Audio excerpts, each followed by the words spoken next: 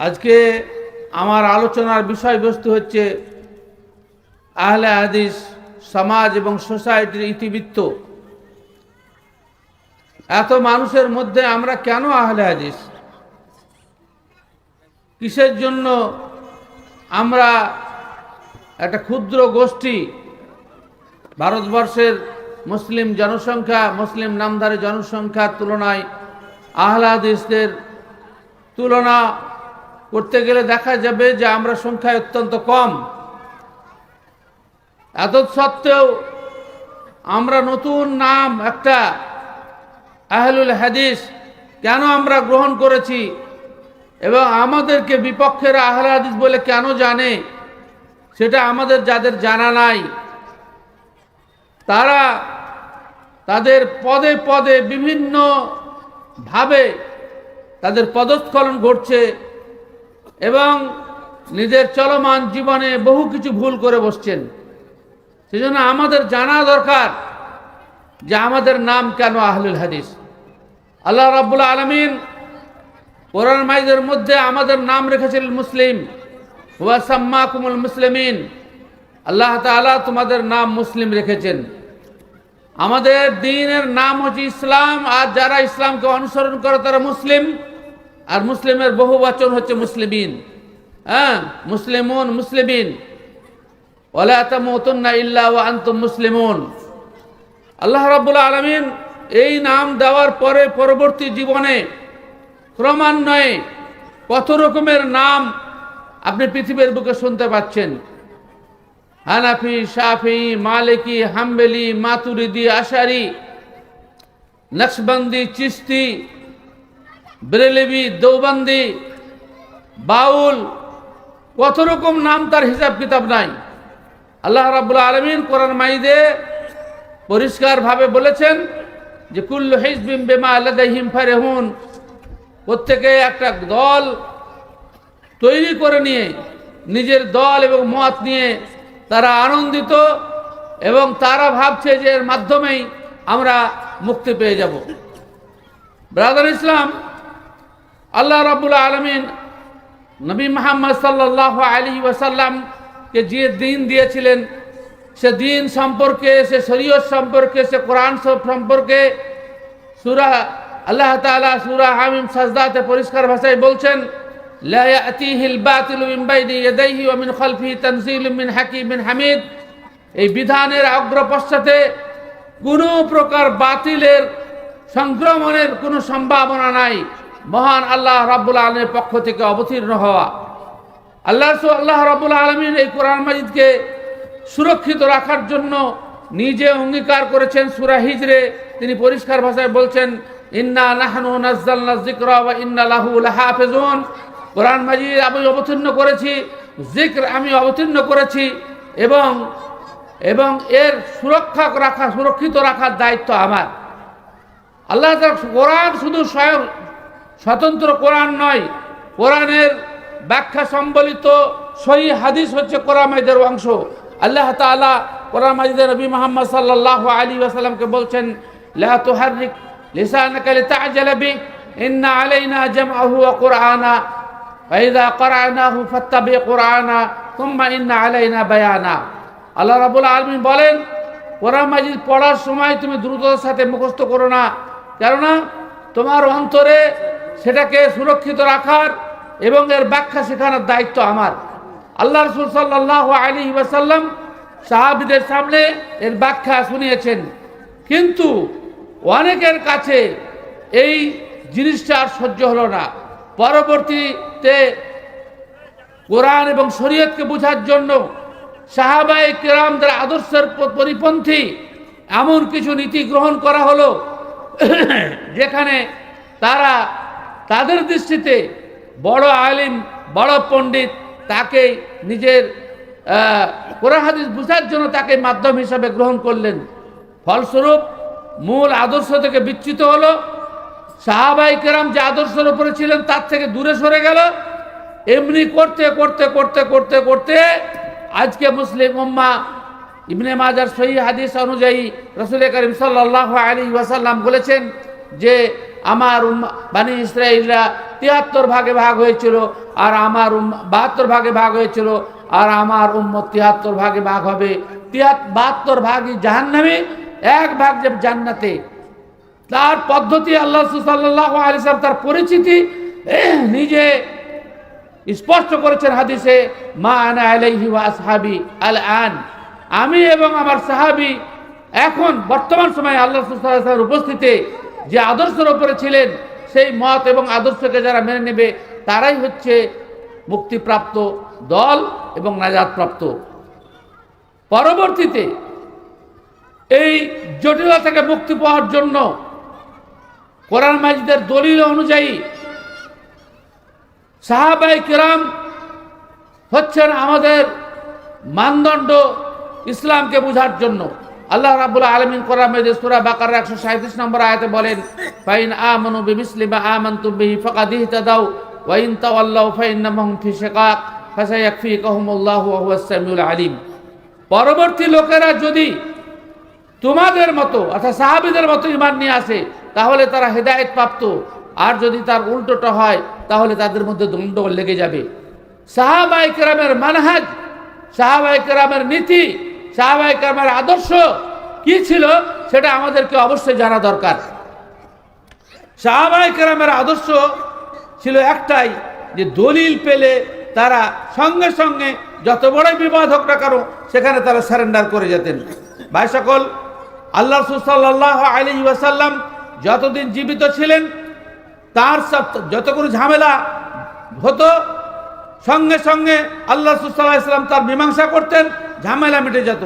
কিন্তু আল্লাহ রাসূল সাল্লাল্লাহু আলাইহি ওয়াসাল্লামের দুনিয়া থেকে চলে যাওয়ার পরে পরে যে সমস্ত বিবাদ শুরু হয়েছিল, সাহাবায়ে কেরাম তার থেকে কিভাবে সেগুলোকে সমাধান করেছিলেন সেগুলোর সংক্ষিপ্ত আপনাদেরকে কিছু ঘটনা শোনাই অল্প কিছুক্ষণের জন্য। আল্লাহ তাআলা কোরআন মাজিদে স্পষ্ট করছেন, ফাইন তানাযাআতুম ফি শাইইন ফারুদ্দুহু ইলাল্লাহি ওয়ার রাসূল, ঝগড়া বিবাদ হলে আল্লাহ এবং আল্লাহ রাসূলের কথা অনুযায়ী, দলিল অনুযায়ী তোমরা ফয়সালা করো। যালিকা খায়রু ওয়া আহসানু তা'ওয়িলা, এটা হচ্ছে কল্যাণকর এবং পরিণামের দিক থেকে অত্যন্ত উত্তম। আল্লাহ রাসূল মারা গেলেন, আল্লাহ রাসূল সাল্লাল্লাহু আলাইহি ওয়াসাল্লাম মারা গেলেন, আর সঙ্গে সঙ্গে উমরের মতন লোক তিনি পরিষ্কার ঘোষণা দিলেন যে আল্লাহ রাসূল মারা যেতে পারেন না। যে বলবে আল্লাহ রাসূল মারা গেছেন তার গর্দন উড়িয়ে দেব, তার গর্দন উড়িয়ে দেব। আবু বকর রাদিয়াল্লাহু তাআলা আনহু কোনো কাজের জন্য গেছিলেন, তিনি ফিরে এসে দেখছেন যে ওমর রাদিয়াল্লাহু তাআলা আনহু মাথা খারাপ করে একদম শক্তি সহকারে বলছেন, যে ব্যক্তি বলবে আল্লাহ রাসূল মারা গেছেন তার গর্দন উড়িয়ে দেব। আবু বকর রাদিয়াল্লাহু তাআলা আনহু আল্লাহ রাসূল সাল্লাল্লাহু আলাইহি ওয়াসাল্লামের হুজরাতে প্রবেশ করলেন, আয়েশার ঘরে প্রবেশ করলেন, মুখ থেকে কাপড়টা হটালেন, তিনি নিশ্চিত হতেন আল্লাহ রাসূল মারা গেছেন, চুমো দিলেন, বাইরে বেরিয়ে সে সময় তিনি মন্তব্য করেছিলেন যে আল্লাহ রাব্বুল আলামিন প্রত্যেকটা জীবের জন্য যে মৃত্যু নির্ধারণ করে রেখেছে তার ব্যতিক্রম আপনার হবে না, আপনিও সেই মৃত্যুর স্বাদ গ্রহণ করেছেন। আবু বকর দেখলেন যে এখন যদি আমি উমর রাদিয়াল্লাহু তাআলা আনহুকে বলি যে আল্লাহ রাসূল মারা গেছেন, তা উনি যে অবস্থায় আছেন আমার গর্দন উড়িয়ে দিতে পারেন। সেজন্য তিনি হিকমা অবলম্বন করলেন। হিকমা অবলম্বন করার পরে তিনি নিজেই কিছু লোককে নিয়ে বক্তব্য শুরু করে দিলেন। বক্তব্যের প্রথমেই যে কথাগুলো বলেছিলেন স্বর্ণাক্ষরে এখনো লেখা আছে হাদিসের পাতাসমূহে, তিনি বলেছিলেন, আম্মা বাদ ফাইন্নাহু মান কানা ইয়াবুদু মুহাম্মাদান ফাইন্না মুহাম্মাদান ক্বাদ মাত ওয়া আম্মা মান কানা ইয়াবুদুল্লাহ ফাইন্নাল্লাহা হাইয়্যুন লা ইয়ামুত। হামদ সালাতের পরে আমি কথা বলছি যে ব্যক্তি আল্লাহর পূজা করছিলে, আল্লাহর উপাসনা করছিলে, আল্লাহর ইবাদত করছিলে, তারা জেনে রাখো যে আল্লাহ কোনোদিন মারা যাবেন না, তিনি চিরঞ্জীব, হাইয়্যুন লা ইয়ামুত। আর যারা মুহাম্মদের পূজা করছিলে তারা জেনে রাখো মুহাম্মদ মারা গেছেন। তারপরে তিনি এই দলিল দিলেন, ওমা মুহাম্মাদুন ইল্লা রাসূল ক্বাদ খালাত মিন ক্বাবলিহি রাসূল আফা ইম মাতা আও কুতিলা ইনকালাবতুম আলা আকাবিকুম। মুহাম্মদ একজন রাসূল ছিলেন, তার পূর্বে অনেক রাসূল পৃথিবী থেকে দুনিয়া থেকে বিদায় নিয়েছেন, তারা মারা যখন গেছেন পূর্বের রাসূলেরা, আফা ইম মাতা, তিনি যদি মারা যান আও কুতিলান কালাবতুম আলা আকাবিকুম, কিংবা তাকে যদি খুন করে দেয়া হয় তাহলে কি তোমরা দিনকে ছেড়ে দেবে? ওমর রাদিয়াল্লাহু তাআলা বলছেন, এই দলিল শোনার পরে অটোমেটিক আমার হাতের তরবারির হাতের বাঁধন হালকা হয়ে গেল, আর আমার অজান্তেই তরবারি আমার হাত থেকে পড়ে গেল। আমি সারেন্ডার হলাম এবং সঙ্গে সঙ্গে আমি স্বীকার করলাম আল্লাহ রাসূল সাল্লাল্লাহু আলাইহি ওয়াসাল্লাম মারা গেছেন। এইভাবে বেশ কয়েকটা ঘটনা ঘটে আল্লাহ রাসূল সাল্লাল্লাহু আলাইহি ওয়াসাল্লামের মৃত্যুর অব্যবহিত পরে। এই ঘটনা সমূহ দ্বারা স্পষ্ট রূপে বোঝা যাচ্ছে যে সাহাবায়ে কেরামের আদর্শ ছিল দলিলকে মানা। যত বড়ই ঝামেলা হোক না কেন তারা দলিলের সামনে সারেন্ডার হতেন এবং ঝামেলা মিটে যেত। পরবর্তীতে আমাদের মধ্যে সংক্রামিত হলো দলিল না দেখে আমরা মৌলবি দেখতে শুরু করেছি। সারা পৃথিবীতে আহলে হাদিসদের মধ্যেও এই রোগ মৌজুদ। তারা দলিল দেখার পরিবর্তে কে কত বড় মৌলবি, কে কার কত বড় ডিগ্রি, কার কত বড় পোশাক, কার কত দাড়ি, আর কার কত ভক্ত, আমরা এই দেখতে শুরু করেছি। দলিল দেখতে হবে। আল্লাহ তাআলা নিজে কোরআন আয়াতের মধ্যে বলছেন, ফাসআলু আহলা যিকরি ইন কুনতুম লা তা'লামুনা বিল বাইয়িনাতি ওয়াজ যুবুর। আল্লাহ তাআলা পরিষ্কার ভাষায় বলছেন যে যারা জানে তাদের কাছে জানবে, কিন্তু দলিল প্রমাণ সহ জানবে। আমাদের উম্মতের মধ্যে ভাগ একটাই কারণ হয়েছে, সেটাকে আমাদের দেখতে হবে যে আমরা বড়দেরকে মানতে গেছি। বড়দেরকে আল্লাহ এবং আল্লাহ রাসূল থেকে বড় কে হতে পারে? আমরা প্রতিদিন 5 ওয়াক্ত নামাজের আযানে আল্লাহু আকবার আল্লাহু আকবার আশহাদু আন্না মুহাম্মাদুর রাসূলুল্লাহ ঘোষণা দিচ্ছি। ঘোষণা দেওয়ার পরে আমরা দলিল খুঁজছি মৌলবীর বুঝার কাছে। এইটাই হচ্ছে আহলে হাদিস আন্দোলনের মানে গোড়াপত্তন। আর এই আন্দোলনের একটাই দাবি, ব্যক্তির কথা নয়, দলিল মানতে হবে। একটাই কথা, দলিল মানতে হবে। কাফেরদের মতো এই কথা ঘোষণা করা যাবে না, ইন্না ওয়াজাদনা আলাইহি আবানা ওয়া ইন্না আলা আসারিহিম লামুহতাদুন। বাপ দাদাকে এভাবেই আমরা দেখেছি, সুতরাং তাদের নীতিকে অনুসরণ করে, তাদের নীতিকে ফলো করে, তাদের ফলোয়ার হয়ে আমরা বেঁচে যাব না। আল্লাহ তাআলা কোরআনে স্পষ্ট বলেছেন, আওয়ালাউ কানা আবাউহুম লা ইয়াকিলুনা শাইআন ওয়া লা ইয়াহতাদুন। তাদের বাপ দাদা যদি অবুঝ ছিল কিংবা হেদায়েতের উপরে ছিল না, তবু তাদের কথা মেনে চলতে হবে। আহলে হাদিসের যাত্রা শুরু ওমর রাদিয়াল্লাহু তাআলার যুগ থেকেই। পৃথকভাবে যখন ওমর রাদিয়াল্লাহু তাআলা দুটি জিনিসে ভুল করলেন, আহলে হাদিসরা সেটা মানে না। এক নম্বর ভুল যে তালাক লোক ঘন ঘন দিচ্ছে, তো এটাকে কি করে রোধ করা যায়? তো ঘন ঘন তালাক দিচ্ছে, আবার বিবিকে ফেরত নিচ্ছে, রাজি তালাকে ফেরত নেওয়ার তালাকে ফেরত নিচ্ছে। আল্লাহ রাসূল সাল্লাল্লাহু আলাইহি হাদিসে স্পষ্ট এসেছে, সহিহ মুসলিমের হাদিসে, যে আল্লাহ রাসূলের যুগে আবু বকরের খেলাফতের যুগে এবং উমর রাদিয়াল্লাহু তাআলা খেলাফতের প্রথম সময়ে 3 তালাক 1 তালাক বলে গণ্য হতো। কিন্তু উমর রাদিয়াল্লাহু তাআলা নিজে একটা রাষ্ট্রীয় বলে 3 তালাককে 3 তালাক বলে গণ্য করে দিলেন। আর একটা ভুল করলেন, মানুষ তো তিনি, আর একটা ভুল করলেন যে আল্লাহ সাল্লাল্লাহু আলাইহি ওয়াসাল্লাম হজ 3 প্রকার, হজ্জে ইফরাদ, হজ্জে কিরান, হজ্জে তামাত্তু। কোনো ব্যক্তি যদি শুধুমাত্র হজের নিয়াত করে ইহরাম বাঁধে, তাহলে সেটাকে হজ্জে ইফরাদ।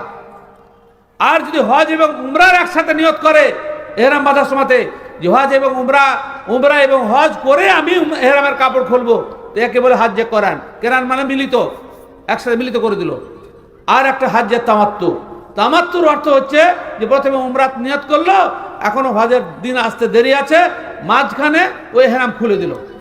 আবার হজের সময় আসলো, তখন আবার ইহরাম পড়লো। মাঝখানে যে ইহরাম না থাকার কারণে যে লাভটা উঠালো, এটাকে আরবি ভাষাতে বলে তামাত্তু, লাভ উঠালো। তো ওমর রাদিয়াল্লাহু তাআলা বললেন যে একটা মানুষ হজের মতন পবিত্র কাজে এসে, হজের মতো পবিত্র কাজে এসে মাঝখানে এই গ্যাপে স্ত্রী যদি থাকে, ফরজ গোসল করে 8 তারিখ সকালবেলাতে ফরজ গোসল করার পরে তার মাথা থেকে টপ টপ করে পানি পড়বে আর এহরাম মানবে, এটা আমি মেনে নিতে পারবো না। সেজন্য তিনি রাষ্ট্রীয়ভাবে নিষিদ্ধ ঘোষণা করে দিলেন যে না, হজ্জে তামাত্তু করা যাবে না, হজ্জে তামাত্তু করা যাবে না। যেমনই উমর মারা গেলেন, তার বেটা আব্দুল্লাহ ইবনে ওমর রাদিয়াল্লাহু তাআলা আনহু হজের এহরাম বানছেন হজ্জে তামাত্তুর, অর্থাৎ আগে উমরা করে মাঝখানে লাভ উঠাবেন, তারপরে হাজের মানে এহরাম বাঁধবেন।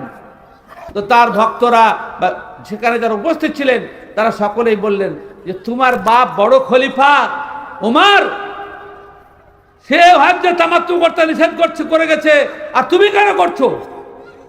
আব্দুল্লাহ ইবনে ওমর তখন বলেছিলেন, আমরু আবি ইত্তাবাউ আম কাউলু রাসূলিল্লাহি সাল্লাল্লাহু আলাইহি ওয়াসাল্লাম, বাপের কথা মানবো না রাসূলের কথা মানবো? আহলে হাদিসদের এটাই হচ্ছে ফর্মুলা, আয়েজদের এটাই হচ্ছে ইতিহাস। যত বড়ই আলিম হোক না কেন, যত বড়ই মাওলানা হোক না কেন, তার কথা যদি কোরআন এবং সহিহ সুন্নাহর সাথে না মিলে তাহলে তার কথা মানা যাবে না। মানুষ বড় হতে পারে কিন্তু দলিলের উপর সে বড় নয়, দলিলের উপর সে বড় নয়। এই আলেম ওলামাদের কথা শুনতে গিয়ে আলেম ওলামাদের সম্পর্কে আল্লাহ তাআলা কোরআনের মধ্যে বলেছেন, ইয়া আইয়ুহাল্লাযীনা আমানু ইন্না কাসীরাম মিনাল আহবারি ওয়ার রুহবান লা ইয়াকুলুনা আমওয়ালান নাস বিল বাতিল ওয়া ইউসুদ্দুনা আন সাবিলিল্লাহ। অধিকাংশ আলেম, গভীর জ্ঞানের আলেম, পাদ্রী, পুরোহিত, বড় বড় আলেম মানুষকে ভুল পথে পরিচালিত করবে শুধুমাত্র দুনিয়া কামানোর জন্য। সুতরাং এদের ব্যাপারে সাবধান, এদের ব্যাপারে সাবধান। দলিল সহ কথা বলছে কিনা দেখতে হবে। রাসূল আকরাম সাল্লাল্লাহু আলাইহি ওয়াসাল্লামের যুগে একটা বড় ঘটনা ঘটে গেল। সেটা হচ্ছে এই যে রাসূল আকরাম সাল্লাল্লাহু আলাইহি ওয়াসাল্লাম, একটা আল্লাহ তাআলা বিধান এলো যে কোনো দাসী বিবাহ হয়েছে, ইও পরের আন্ডার আছে, এও পরের আন্ডার আছে, দাস বিয়ে হয়েছে। আল্লাহ তাআলা বিধান অবতীর্ণ করলেন যে দাসী যদি আগে স্বাধীনতা প্রাপ্ত হয় তাহলে সে অন্য কোনো স্বাধীন পুরুষকে বিবাহ করতে পারে, তার দাস স্বামীকে প্রত্যাখ্যান করতে পারে, তালাক নিয়ে নিতে পারে। বারিরা নামক জনৈক মহিলা জীবনে ঘটে গেল, তিনি আগে স্বাধীনতা পেয়ে গেলেন। তার স্বামী মুগীরা বারিরা ঘোষণা করে দিলেন, মুগিস তা বারিরা ঘোষণা করে দিলেন যে আমি এই স্বামীর কাছে থাকবো না, আল্লাহ তাআলা আমাকে স্বাধীনতা দিয়েছে, আমি স্বাধীন পুরুষকে বিয়ে করব। গলিতে গলিতে কেঁদে বেড়াই, স্ত্রীর পিছনে গলি গলি কেঁদে বেড়াই যে তোমাকে আমি এতদিন ভালোবাসছি আর তুমি আমার কাছে থাকবে না? হ্যাঁ, তোমাকে আল্লাহ স্বাধীনতা দিয়েছে বলেই আমার ভালোবাসা সব ভুলে গেলে? এত কান্না করছিল যে আল্লাহ রাসূল সাল্লাল্লাহু আলাইহি ওয়াসাল্লাম তখন হস্তক্ষেপ করতে বাধ্য হলেন। তিনি বারিরাকে ডেকে বলছেন, মুগিসের ভালোবাসা তুমি দেখতে পাচ্ছ না? আল্লাহ তোমাকে স্বাধীনতা দিয়েছে ঠিকই, দাসের কাছে থাকা যাবে না এ কথা আল্লাহ বলেনি। তখন বারিরা কি বলছে জানেন? এলাকার জনগণের কাছে সব থেকে বড় দলিল, মৌলবি খালে ডিগ্রিতে বড় হলে হবে না, দলিলে বড় হতে হবে। বারিরা বলছে রাসূলুল্লাহ সাল্লাল্লাহু আলাইহি ওয়াসাল্লামকে যে আপনি শরীয়তের হুকুম শোনাচ্ছেন না আপনি অনুরোধ করছেন? একটা মহিলা বলছে, প্রশ্ন করছে রাসূল সাল্লাল্লাহু আলাইহি ওয়াসাল্লামকে যে আপনি শরীয়তের বিধান শোনাচ্ছেন, আল্লাহর হুকুম শোনাচ্ছেন যে মুগিসের কাছে থাকতে হবে, না আপনার অনুরোধ করছেন? বলে না, হুকুম যেটা সেটাই, আমি খালি অনুরোধ করছি মানুষ হিসাবে। বলে আপনার অনুরোধ মানলাম না, আল্লাহ আমাকে স্বাধীনতা দিয়েছে, আমি কোন স্বাধীন পুরুষকে বিয়ে করব? তা দলিল আল্লাহ রাসূলের কাছে চার্জ করছে যে আপনি দলিলের কথা বলছেন না নিজের কথা বলছেন। ব্রাদার ইসলাম, সুতরাং আহলে হাদিস আন্দোলন, আহলে হাদিসদের রীতিনীতির প্রথম ইতিহাস হচ্ছে এটাই, হচ্ছে মূল ভিত্তি যে আহলে হাদিস মোরা দাগাদারি জানি না, আহলে হাদিস মোরা দাগাদারি জানি না, ফকিহদের বেদলিল রচা কথা মানি না, বানাউটি কথা আমরা মানি না। এটাই হচ্ছে মূল সোর্স। এই আন্দোলন 19 শতকের 18 শতকের শেষ দিকে মুহাম্মদ বিন আব্দুল ওয়াহ্হাব আন-নাজদি রাহিমাহুল্লাহ শুরু করলেন। ये की अवस्था কাবা শরীফের চারদিকে চারটা ইমাম, চার মুসাল্লা নামাজ হচ্ছে, একটা হানাফি মুসাল্লা, একটা মালিকের মুসাল্লা, একটা শাফিঈর মুসাল্লা, একটা হাম্বলির মুসাল্লা। হয় কি করে? এটা কি সম্ভব? উনি বললেন সব চলবে না, সবকে ভেঙে সবকে উড়িয়ে দিলেন তিনি ফতোয়া দিয়ে। আল্লাহ তাআলা যখন কোনো মানুষ হকের পক্ষে দাঁড়ায় তো আল্লাহ রাব্বুল আলামিন তখন তাকে সাহায্য করেন, দলিল দিয়ে সাহায্য করেন। আল্লাহ রাসূল সাল্লাল্লাহু আলাইহি ওয়াসাল্লাম দোয়া করেছেন, ওয়াজআলনি মিন লাদুনকা সুলতানান নাসীরা, আল্লাহ তাআলা তুমি এমন একটা সহযোগী শক্তি আমাকে দাও যার মাধ্যমে আমি মানুষের কাছে হকের বার্তা পৌঁছাতে সক্ষম হব। হয়ে গেলেন। সুতরাং মুহাম্মদ বিন আব্দুল ওয়াহাবের নেতৃত্বে চার মুসাল্লা উড়ে গেল। আর ঠিক সে সময়েই শাহ ওলিউল্লাহ মুহাদ্দিস দেহলভী রাহমাতুল্লাহ আলাইহি দিল্লিতে বসে বসে হাদিসের দাস দিতে থাকলেন, যেখানে গোটা ভারতবর্ষের বুকে হাদিস পাওয়া যেত না, ফেঁকা পড়তে হতো, ফাঁকা ফাঁকা, দলিল থেকে ফাঁকা, কোনো দলিল নাই, খালি বকবাস করে গেছে, এই বই পড়তে হতো। এমনকি আমরা নিজের জুয়ানি অবস্থা দেখেছি, ছাত্র জীবনে দেখেছি, লাপুর বগল দিয়ে সমস্ত মাদ্রাসাতে সারা বেকায়া কদুরি উসুলের শাসি, হ্যাঁ, হানাফিদের উসুলগুলোকে গুরুত্ব দেওয়া হতো যা ভুলে ভালে ভরা, সারা বেকায়া, হ্যাঁ, নুরুল আনোয়ার, এ সমস্ত কথা পড়া হতো। ছেলেদের বইন কি করে তৈরি হবে? হ্যাঁ, সেখানে মুকাইয়াদ মুতলাকের যে বাহাস আলোচনা করা হয়েছে সেটা শরীয়ত বিরোধী কথা, শরীয়ত বিরোধী কথা। কিন্তু আমাদের দেশের আলেমগণ অধিকাংশই তখন পড়ে আসতেন দেওবন্দ নামক মাদ্রাসা থেকে। দেওবন্দের ইতিহাস যদি আপনাকে শোনায় আপনার মাথা খারাপ হয়ে যাবে। ভাই সকল, 1906 সালে মাওলানা সানিউল্লাহ অমৃতসরী এবং আরো সব কিছু, মাঝখান ইতিহাস ছেড়েই দিলাম, সময় তো খুব বেশি নাই, এসব বলতে গেলে 3-4-5 ঘন্টা বসতে হবে গোটা ইতিহাস বলতে গেলে। 1906 সালে মাওলানা সানিউল্লাহ অমৃতসরী নেতৃত্বে, সভাপতিত্বে অল ইন্ডিয়া জমিয়তে আহলে হাদিস তৈরি হয়। দেশ ভাগের পরে তারপরে আগে অখিল ভারত নিখিল বঙ্গ এবং আসাম জমিয়তে আহলে হাদিস ছিল।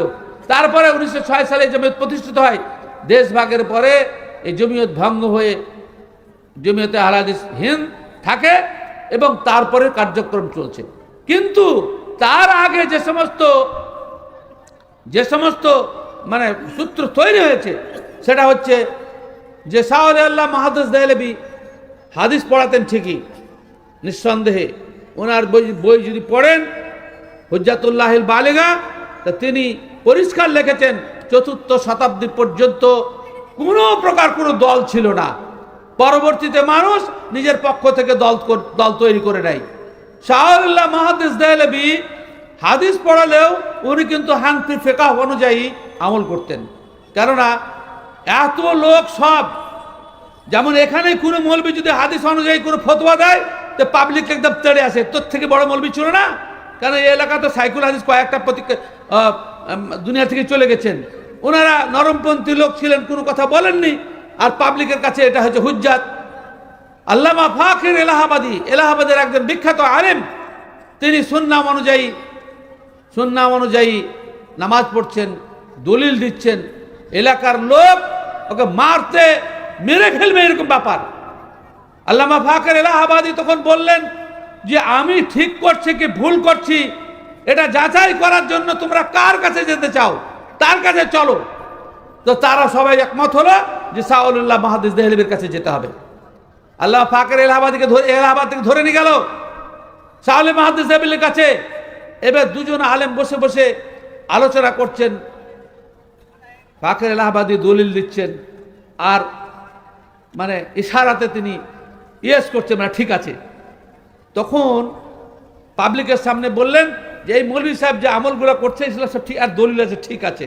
তখন ফাকির এলাহাবাদী মুহাদ্দিস দেহলভীকে বলছেন যে এগুলো যদি আমি সব হক করছি তো আপনি চুপ কেন আছেন, কেন আপনি প্রচার করছেন না? তখন একটু রসিকতার সাথে উত্তর দিয়েছিলেন যে আমি যদি নিজেকে গোপন না রাখতাম তাহলে তোমার পিঠের চামড়া কে বাঁচাতো, আজকে কে বাঁচাতো? আমি গোপন ছিলাম বলেই তো আমার কাছে এসেছে। আমি যদি আহলে হাদিস হওয়ার নিজেকে ঘোষণা দিতাম তাহলে তো আমার কাছে আসতো না, লোকে তো আমাকে হাত পেয়ে জানে। ঘটনা হচ্ছে এটাই। যে অনেক আলেম যে কোনো কারণে হোক মুখ বন্ধ রাখেন, গোপন রাখেন, নিজেকে পরিষ্কার করতে চান না। তার পুত্র, তার পোতা ইসমাইল শহীদ রহমতুল্লাহ আলাই, ইনি একদম স্পষ্টভাবে শিরক ও বিদআতের বিরুদ্ধে যেমন বই লিখলেন তাকবিয়াতুল ঈমান, তাকবিয়াতুল ঈমান বই যখন লিখলেন, দেওবন্দি বেরেলি সকলেই বারে তার খেপে উঠলো। যদিও দেওবন্দিরা বইটা পড়ায়, মানে অনেক কিছু জিনিসে, বেরেলি তা খেপে উঠলো। সে সময় হজ নিষিদ্ধ ছিল, ভারতের লোককে হজ করতে যাওয়া হবে না, ভারতের লোকের উপরে হজ নিষিদ্ধ ছিল। ইসমাইল শহীদ রহমতুল্লাহ আলাই সেই সময়ে নদী পথে, আমাদের এই সমস্ত নদীর বাস দিয়েই তিনি দাওয়াত ও তাবলীগের কাজ করতে করতে কলকাতার বন্দর হয়ে তিনি সৌদি আরব পৌঁছেন, এবং সেখান থেকে সেখানে গিয়ে নিজের মানে আকীদার কথা, নিজের আন্দোলনের কথা তিনি সেখানে ব্যক্ত করেন, ওলামাগণ সেটাকে সাপোর্ট করেন। তারপরেও তার বিরুদ্ধে নানা প্রকার অত্যাচার হয়। শাহ ইসমাইল শহীদ দেহলভী রহমতুল্লাহ আলাইহির তাকবিয়াতুল ঈমান প্রত্যেকটা আলেমকে অবশ্যই পড়া উচিত, প্রত্যেকটা পাবলিকেও পড়া উচিত, উর্দু ভাষায় আছে। কিন্তু আমরা, আমাদের কোথায় সময়? ব্রাদার ইসলাম, সেই তখন থেকে আলেস আন্দোলন চলে আসছে। বছরে ইংরেজ শাসকের অত্যাচারে অতিষ্ঠ হয়ে শেষকালে আহলে হাদিস কমিউনিটি একমাত্র ইংরেজদের বিরুদ্ধে সংগ্রাম প্রথম শুরু করলেন। আপনি দিল্লির যে দিল্লি গেট যে আছে, সেখানে যে নামগুলো আছে আপনি একবার গিয়ে পড়ে দেখে আসতে পারেন। আল্লামা এহসান ইলাহি জাহির রহমতুল্লাহ আলাইহির গবেষণা অনুযায়ী শুধু উভয় বাংলার 1.5 লক্ষ আহলে হাদিস আলেম খুন হয়েছেন। হয় তাকে গুলি করে মারা হয়েছে, ফাঁসি দেওয়া হয়েছে, অথবা তাকে কালাপানিতে পাঠিয়ে দেওয়া হয়েছে। 1.5 লক্ষ আলেম গোটা ইতিহাসে। আপনারা যারা ওয়াহাবি আন্দোলন, ফারাইজ আন্দোলন, তারপরে তিতুমুরের যে আন্দোলন, সব আহলে হাদিসদের নেতৃত্ব ছিল। পরবর্তীতে হিন্দু মুসলিম সকলে অংশগ্রহণ করেছেন। এই ইতিহাসের একটা খালি কথা আপনাকে বলছি, যে আহলে হাদিসদের রীতিতে আপনাকে বুঝতে সুবিধা হবে। সীমান্ত এলাকায়, সিন্ধু নদের আশপাশে সীমান্ত এলাকায় যখন যুদ্ধ চলছে ইংরেজদের সাথে, তখন যত বেদাতি হানাফিরা ছিল আহলে হাদিসকে ধরিয়ে দেওয়ার জন্য, আহলে হাদিসকে ধরিয়ে দেওয়ার জন্য একটা তারা সিম্বল বা নমুন পরিচিতি তারা ঠিক করেছিল, যে রাফুল ইয়াদাইন করলে আহলে হাদিস। সুতরাং ইংরেজ পুলিশদেরকে বলে দেওয়া হতো যে তার আপনাদের কাছে রাফুল ইয়াদাইন করে যারা নামাজ পড়তে দেখবেন, জানবেন যে সে আহলে হাদিস, আর তাকে ধরে নিয়ে চলে যেত। এই কাজ করতে গিয়ে শেষকালে দিল্লিতে একটা দূত পাঠালেন, আলেমদের পক্ষ থেকে একজন প্রতিনিধি পাঠানো হলো।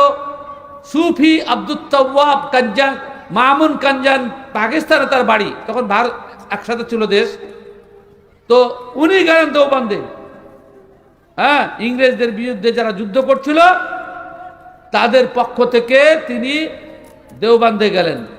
তখন আনোয়ার শাহ কাশ্মীরি ছিলেন দেওবন্দের শাইখুল হাদিস। তখন তিরমিজি পর্যন্ত পড়ানো হতো, বুখারী পড়ানো হতো না তখন দেওবন্দে। আনোয়ার শাহ কাশ্মীর ক্লাসে গিয়ে বসলেন, ঘটনা শুনে ভালো করে মনে রাখবেন। আনোয়ার শাহ কাশ্মীরের ক্লাসে গিয়ে বসলেন।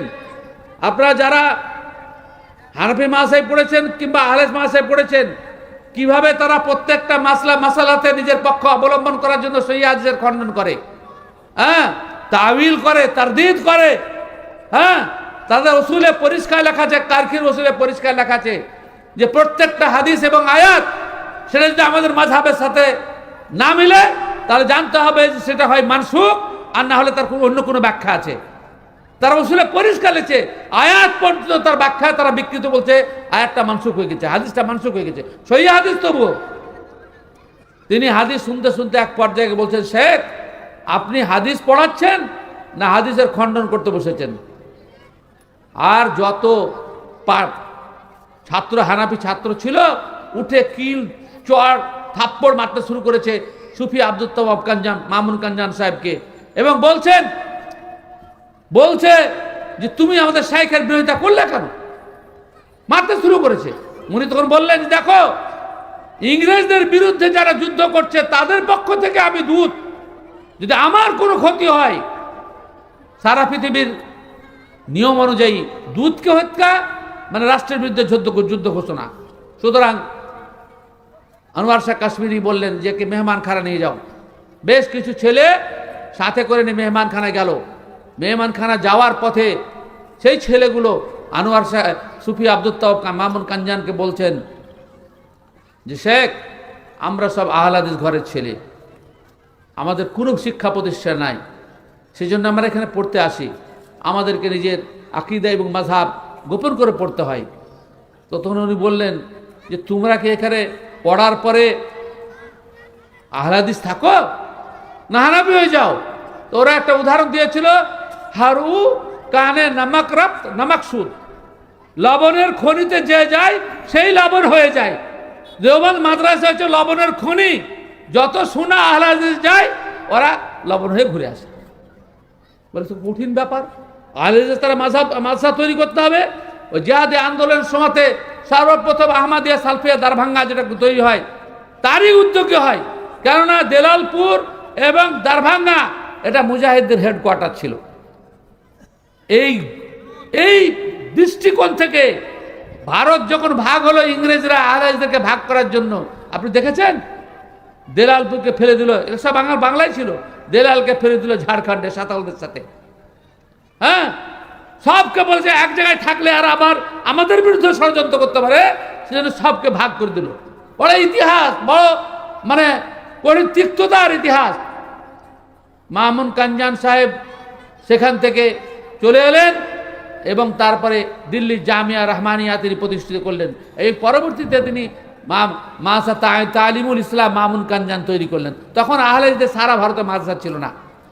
আমাদের আহলে হাদিসদের মাসালার ইখতিলাফ একটাই কারণ, হানাফি মাসায় পড়ে এসে উসুলগুলো পড়ে এসে এখানকার পুরাতন আলেমরা সব ভেজাল মাসলা চালিয়ে রেখেছিল সমাজ এবং সোসাইটিতে। আলহামদুলিল্লাহ সুম্মা আলহামদুলিল্লাহ, পরবর্তীকালে এই সমস্ত মাদ্রাসা প্রতিষ্ঠা হওয়ার পরে ওই সমস্ত ভেজাল বই সবকে বাদ দেওয়া হয়েছে। এখনো যারা রাখছেন জানতে হবে তাদের এলমি যোগ্যতা কম, কিংবা তারা কিছু বুঝেনি না। এইসব ফেতনাপূর্ণ বই পড়লে আপনিও ফেতনায় পড়ে যাবেন। ভাই সকল, তারপর থেকেই এই আন্দোলন চলতে শুরু করে। আপনি একটা কথা শুনতে পাবেন যে ইংরেজদের আমলে আহলে হাদিসদের তৈরি, ইংরেজরাই আহলে হাদিস নাম দিয়েছে। হ্যাঁ, যত দেওবন্দিরা বেরেলিরা এই সমস্ত কথা তাদের বইয়েও রাখে এবং লম্বা লম্বা ভাষণ দেয়, কিন্তু আসল ঘটনা সেটা নয়। এরা আমাদের নাম বিকৃত করে জঙ্গি বা আরো অন্য কিছু নাম রাখতে চাইছিল। তখন তারা গিয়ে ইংরেজ গভর্নমেন্টে কোর্টে গিয়ে আবেদন জানালেন যে আমাদের অরিজিনাল নাম রাখা হোক, অন্য কোনো নামে আমরা সন্তুষ্ট নই।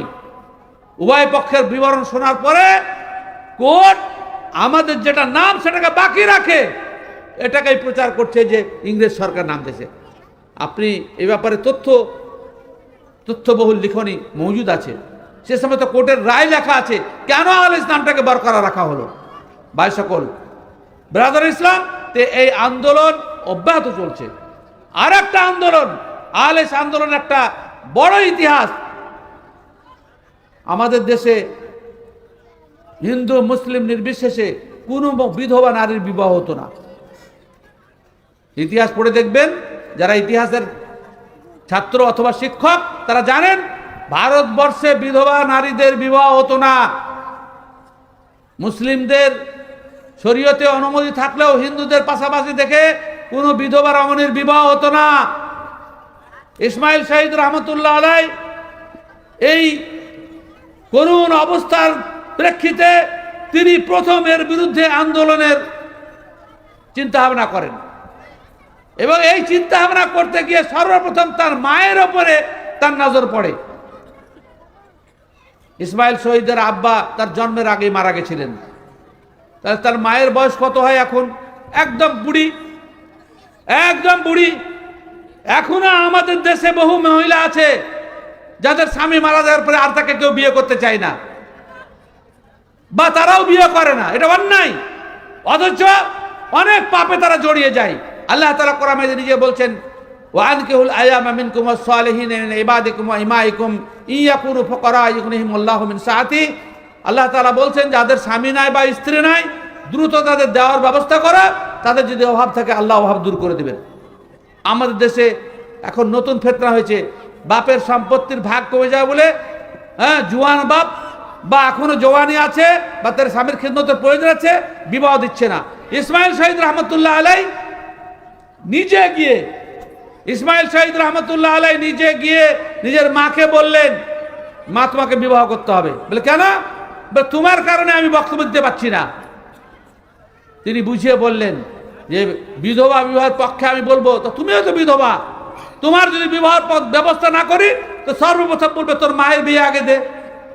অনেক কথা কাটাকাটির পরে ইসমাইল শহীদ রহমতুল্লাহ আলাই নিজের মায়ের বিয়ে দিতে সক্ষম হন এবং তারপরেই দিল্লির জামে মসজিদের সিঁড়ি থেকে এর পক্ষে ওকালতি করেন। এর চাপে পড়ে সেই ফতোয়াতে অনেক বিধবা রমণী, মুসলিম অমুসলিম, তারা বিবাহ মুসলমানদের মধ্যে গেলে বিবাহ করতে হবে বলে তারা মুসলিম হয়ে যেতে লাগলো, তারা মুসলিম হয়ে থাকলো।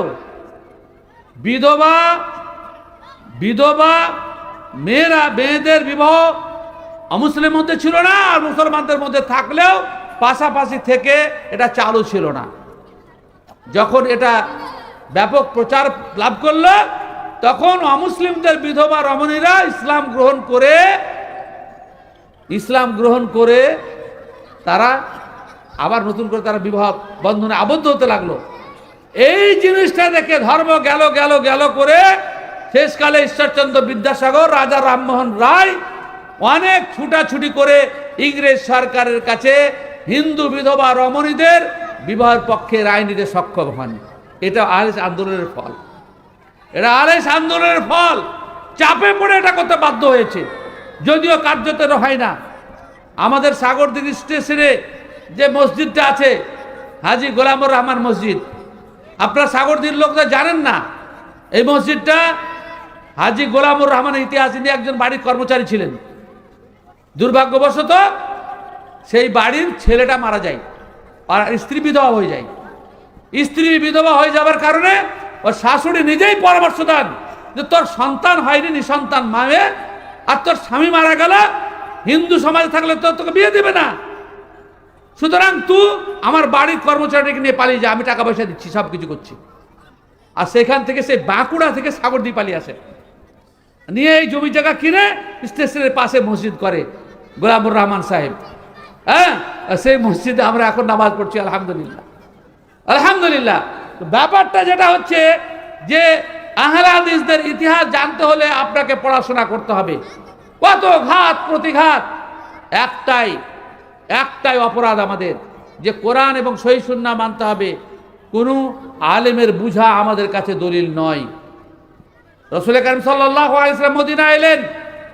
মদিনা আসার পরে দেখলেন যে মদিনার চাষিরা খেজুরের গাছের ফুলের পরাগ বিনিময় করছে, পুরুষ এবং স্ত্রী ফুলের মধ্যে ঠেকাঠেকি করছে। রাসূল কারীম সাল্লাল্লাহু আলাইহি ওয়াসাল্লাম তাদেরকে প্রশ্ন করলেন, মা তাসনাউন, এসব কি করছো?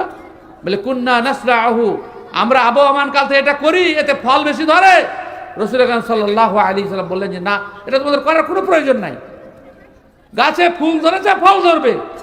আল্লাহ তাআলা তো সৃষ্টি করেছেন নারী পুরুষের মিলন, ওতেও পরাগ বিনিময়ে পুরুষ ফুল স্ত্রী ফুলের মধ্যে মিলন ঘটানো হয়।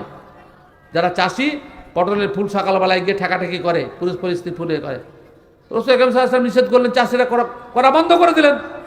ফসল যখন কাটা হচ্ছে, বিগত বছরের তুলনায় ফসল অল্প।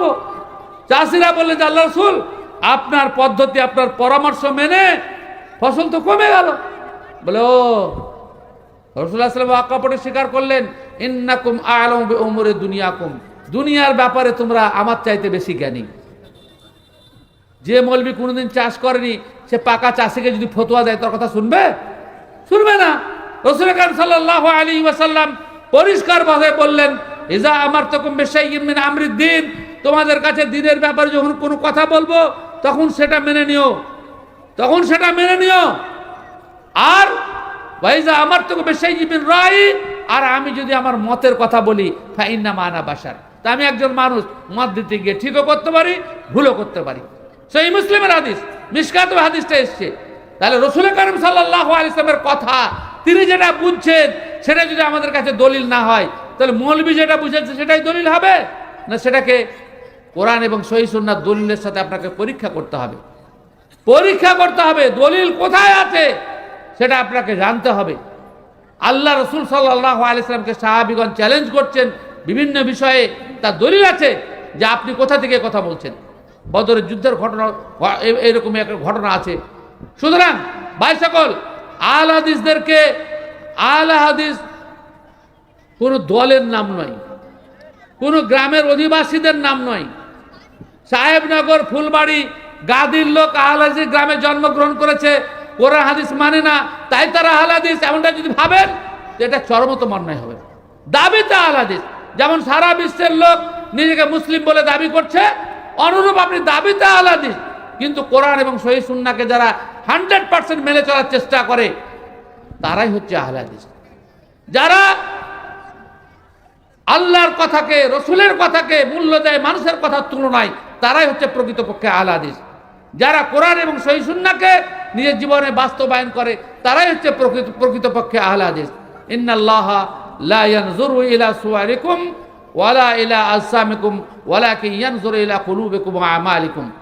আল্লাহ তাআলা কাউরি চেহারা দেখবেন না, কাউরি নেম প্লেট দেখবেন না, নাম দেখবেন না, দেখবেন অন্তরে বিশ্বাস এবং বিশ্বাস অনুযায়ী কাজ। সুতরাং দাবিতে আহলে হাদিস হলে হবে না, কাজে আহলে হাদিস হতে হবে। আহলে হাদিস কোন সময় বেনামাজি হয়? আহলে হাদিসের বিবিরা কোনদিন বেপরদায় থাকে? আহলে হাদিস কোনদিন হারাম খায়? ই কোন কথা? ও হাদিস ছাড়া মানে না, আবার হারাম খায়, এটা হয়? আপনারা আহলে হাদিসদের একজন বড় আলেম নওয়াব সিদ্দিক হাসান খান ভূপালীর হাদিসের আন্দোলনকে আপনারা হয়তো শুনেননি। উনি একদম গরিব মানুষ ছিলেন, যেমন আজকাল আমাদের ছেলে যুবকেরা ব্যাঙ্গালোর, চেন্নাই, বিভিন্ন জায়গায় যাচ্ছে, ওরকম তিনি মাঠে কাজ করার জন্য ভূপালে গেলেন। এবার লেবারদের সাথে কাজ করছেন। হ্যাঁ, একটা কথা আছে না, ঢিকি স্বর্গে গেলেও ধান ভাঙে, যার যা চরিত্র সেটা তো যেখানে প্রকাশ পাবে। তিনি লেবারদের সাথে শরীয়তের কথা, দলিলের কথা আলোচনা করতে লাগলেন। তো ভূপালের রানীকে খবর দিলেন যে আপনার লেবার হিসেবে যে লোকটা কাজ করছে অত্যন্ত শিক্ষিত মানুষ, একে অন্য দপ্তর দেন। তাকে পরীক্ষা নিরীক্ষা দেখলেন, ভূপালের রানী খুব শিক্ষিত মানুষ, তাকে শিক্ষামন্ত্রী বানিয়ে দিলেন। ওখানেও সুনামের সাথে কাজ করতে শুরু করলেন।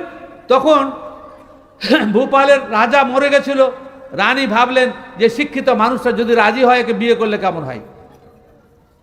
ইনি গরিব মানুষ ছিলেন, দেখলেন যে ভূপালের রানীর সাথে বিয়ে হলে আমার দিনই কাজ করার সুবিধা হবে, প্রস্তাবে রাজি হয়ে গেলেন এবং বিবাহ হয়ে গেল।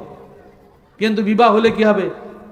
তিনি তো কারোর অধীনে, স্বামী হলে কি হলো? রানী দেশ চালাচ্ছে, তার অধীনে স্বামী।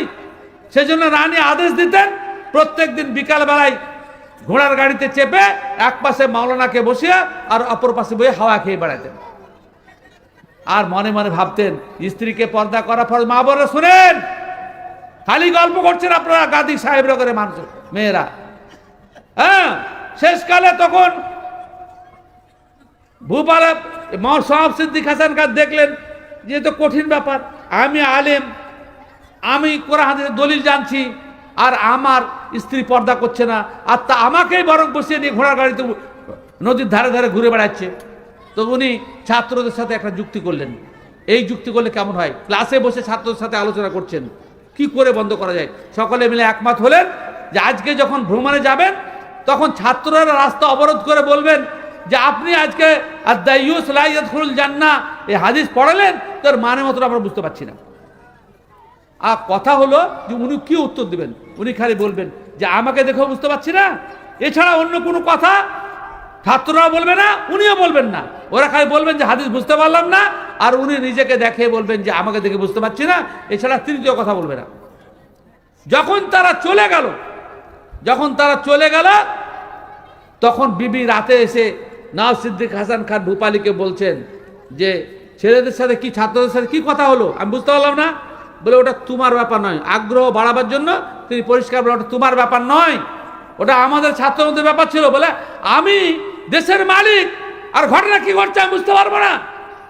যখন একদম কথা শোনার জন্য বিবি রাজি হলেন, তখন তিনি কোরআন হাদিসের দলিল দিয়ে বুঝালেন যে আমার স্ত্রী তুমি যদি পর্দার ভেতরে না থাকো তাহলে আমাকে জাহান্নামে যেতে হবে। আল্লাহ তাআলা, আল্লাহ রাসূল সাল্লাল্লাহু আলাইহি ওয়াসাল্লাম বলছেন আদ-দায়্যুস লা ইয়াদখুলুল জান্নাহ, যাবে না। আল্লাহ রাসূল সাল্লাল্লাহু আলাইহি ওয়াসাল্লাম অপর একটা হাদিসে বলেছেন যে আমরাতুন, কোন অমুক মেয়ে যে যার স্বামী তার কাফা যাওজুহা মুনাতাদ দুনিয়া ফাতাবাররাজাত, স্বামী তার বাড়িতে সংসারের সব কিছুর ব্যবস্থা রেখেছে, তারপর রাস্তায় ঘুরে বেড়ায়, আল্লাহ তাআলা তার সাথে কথাও বলবে না আর জান্নাতেও যাবে না। বলে এত বড় গুরুগম্ভীর বিষয়, তা আপনি তো আমাদেরকে আগে কোনদিন বলেননি, তাহলে তো আমার দেশ পরিচালনা করা যাবে না। এখন তো আমাদের দেশে পঞ্চায়েত মেম্বার, জেলা পরিষদের সদস্য, আরো কত কি হচ্ছে, আর আমাদের ক্ষমতার লোভের পয়সার লোভের জন্য আমাদের বিবিদেরকে আলহামদুলিল্লাহ সকলের জন্য আমরা উন্মুক্ত করে দিচ্ছি, সকলের কাছে যেন মিশে আর সকলের সাহচর্য লাভ করে। আমাদের তো কোনো প্রকার মানে দিন শরীয়ত বলে কিছু নাই। তখন মিস্ত্রি বললেন তাহলে তো আমার এই পদে থাকা যাবে না। বলে সেটা তোমার ব্যাপার, সিদ্ধান্ত তোমাকে নিতে হবে। তিনি তখন দেশের সহপরিষদকে ডেকে নওয়াব সিদ্দিক হাসান খাঁকে দেশের নওয়াব বানিয়ে দিলেন এবং নিজে পর্দার ভিতরে ঢুকে চলে গেলেন। নওয়াব সিদ্দিক হাসান খান ভূপালী যখন দেশের রাজা হয়ে গেলেন, সমস্ত ক্ষমতা যখন তার হাতে, তখন তিনি প্রেস তৈরি করলেন।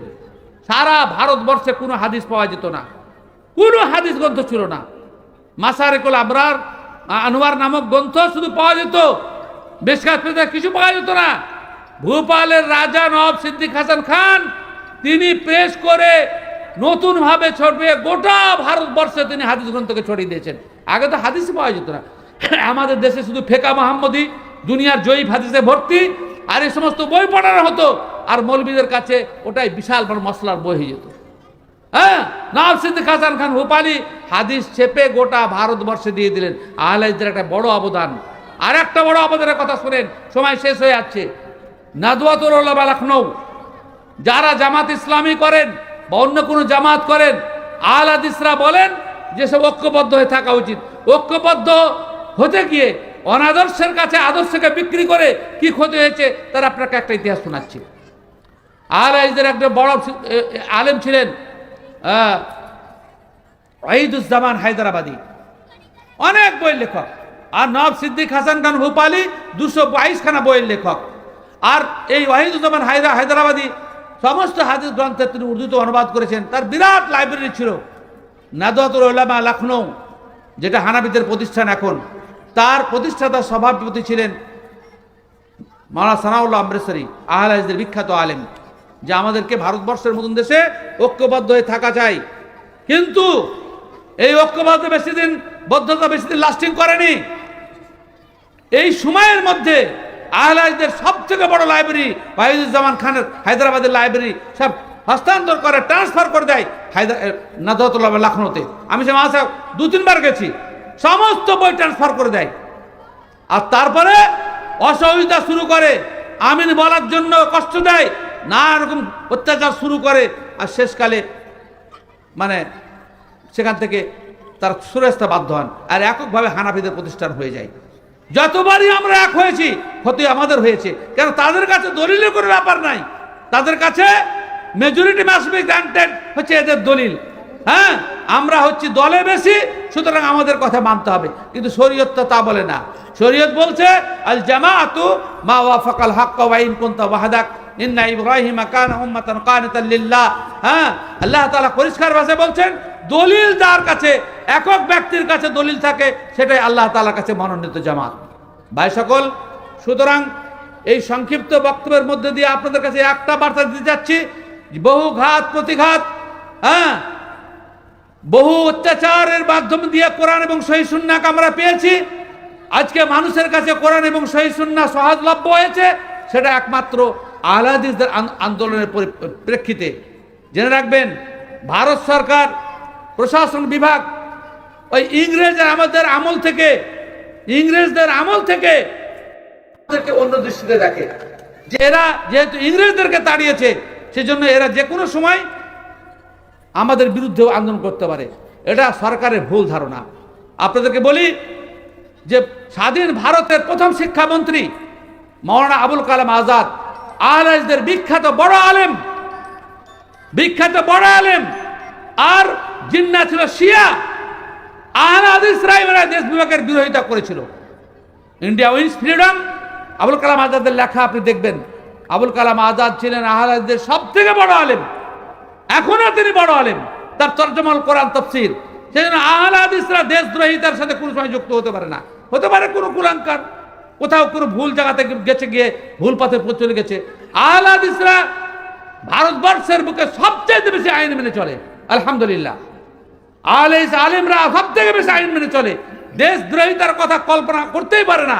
হাদিস যেখানে বলছে শাসক যেমনই হোক না কারো, তার বিরুদ্ধে সংগ্রাম করা যাবে না, মানে মিছিল মিটিং করা যাবে না, রাস্তা অবরোধ করা যাবে না, অপমানজনক কথা বলা যাবে না। সেখানে হাদিস যারা কথায় কথায় হাদিস কোরআন মেনে চলে, তারা সহিহ মুসলিম এবং বুখারীর এই হাদিসের বিরুদ্ধে কি করে কথা বলে? সেজন্য আহলে হাদিস সংগঠনের আমি একজন দায়িত্বশীল পশ্চিম বাংলার, এত সভা গঠন করছেন, কোনো মিটিং মিছিলে আমাদের সংগঠনের উপস্থিতি নাই, ভবিষ্যতেও থাকবে না। কারণ শরীয়তের অনুমতি নাই। এতে লাভের থেকে ক্ষতি বেশি। জনগণ কষ্ট পায়, পথচারী কষ্ট পায়, এবং ওর মধ্যে দুষ্কৃতীরা থাকে সুবিধা লাভের জন্য ভাঙচুর করে, কত ক্ষতি করে। যেখানে লাভের থেকে ক্ষতি বেশি সেখানে ইসলাম অনুমতি দেয় না। এবং একটা বাক্য কথা, যে কোরআন এবং সহিহ হাদিসের বিপরীত আমরা কোনো কাজ করতে পারি না।